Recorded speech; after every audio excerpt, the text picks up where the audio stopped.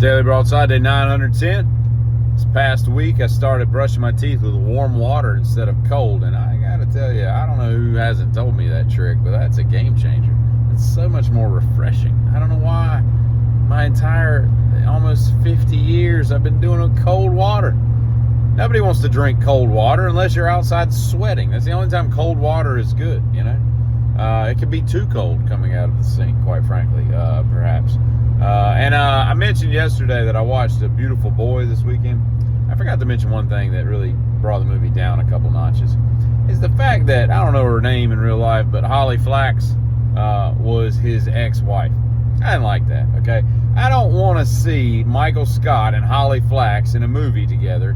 I mean, it's like having, you know, Jennifer Aniston be in a movie and then David Schwimmer is her, you know, love interest. Like, you should never be in a movie. Once you've been a love interest of someone in a TV show or a movie, you should never be allowed to do that again. It really did. It took away the value of the scene. I'm like, oh, that's Holly. I just wanted him to be like, that's what she said. You know, I mean, from a serious movie. Now, if it's a comedy, maybe it's passable, but in that movie, it is not. I was in a restaurant Sunday evening, right?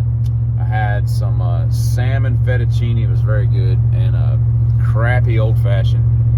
Not good at all. I had some bad drinks this weekend. They were not good. Not good at all. Anyway, the salmon, top 4 all time. I mean, it was very good. In fact, it was diced up to the fact that did they cook this and then shred it, or did they somehow... It was almost like a melon baller made the salmon. It was like rounded on the edge. It's not like you just shredded it off a fillet or whatever. Anyway, I say that to say this. In the window of the restaurant was a bunch of art. This is a really artsy little town in Hillsborough, North Carolina. There's art museums all over the place. And I'm like, who's buying all this damn art? I mean, I don't understand how you make your rent. You have an art museum in a small town. But anyway, there is, in the window we're sitting at, is a huge stained glass thing, right? And it was probably like 3 feet by 3 feet. You know, it was like, I didn't even look at it really, because it was directly behind me, but multiple colors, and I think it was a church steeple. I could be wrong. $950, okay? $950 for some soldered lead and like melted glass crystals or whatever the hell like, I've seen people make that stuff before, and I'm like, this isn't even an art project. Like, I mean, cross stitch is harder than that.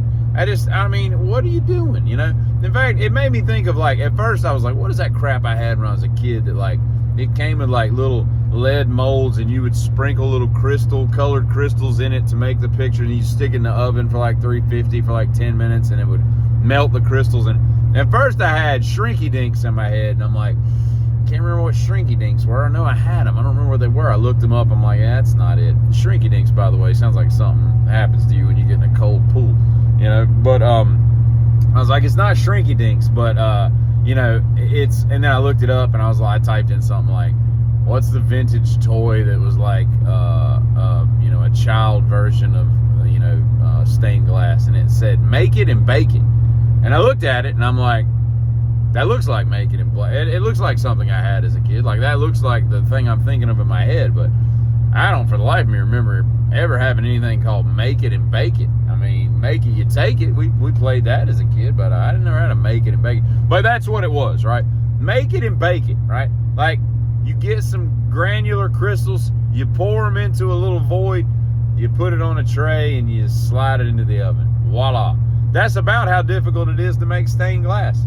Unless you're like smelting your own lead or something, and I don't know if you smelt lead, but that's what I said. So, you know, anyway, I don't know, man. I just find it ridiculous that somebody has the cojones to charge $950 for something that's that ridiculously easy to make. I mean, if you're like, I understand people that make like, you know, I mean, even a birdhouse. Like, if you don't have any skills whatsoever, a birdhouse would be difficult for you to make. You know, you got to have some specialized tools and, you know, all that kind of stuff. And it would take some skill to make it from scratch. It's not difficult skill, but it's skill.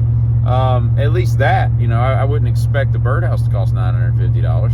And I don't know why somebody would pay $950 for a piece of art, but then they wouldn't pay that for a birdhouse when one is practical and one's just aesthetic.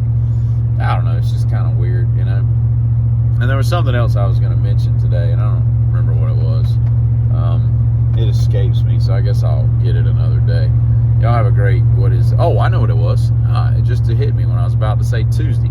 So, Tuesday, the second day of the week, or third if you believe Sunday's the beginning of the week, which is dumb. Monday's the beginning of the week. But, you know, I was thinking about trash men because, you know, everything's got to shift with a holiday. And it makes me wonder, like, do they have a built-in day where, like, Friday's a light day so that they can compress the week if they've got a holiday or whatever? You know, because holidays don't happen too often, but they do screw up the trash. But I was more to the point, like, I bet it's pretty difficult for, like, a mailman or a trash man to learn their route. You know, and maybe it isn't. Maybe you just keep hanging a right. It's like a fireman getting out of a burning building. You just keep running your hand on the wall and you'll eventually come out of it if you got enough time. But, excuse me. I mean, it's one thing as a school bus driver. You know, you got to learn, like, the stops of, like, 40 kids. That's not too bad. Because that's just a big loop, probably. But, man, when you got to hit every damn house in the city, that's got to be a little tricky and confusing to learn, like, to make sure you don't miss anything. I wonder how they do that. In the days of GPS, I get it. But, you know, 30 years ago, when the Garmin wasn't even a thing, it just made me think. But, nevertheless, y'all have a good Tuesday. Bye.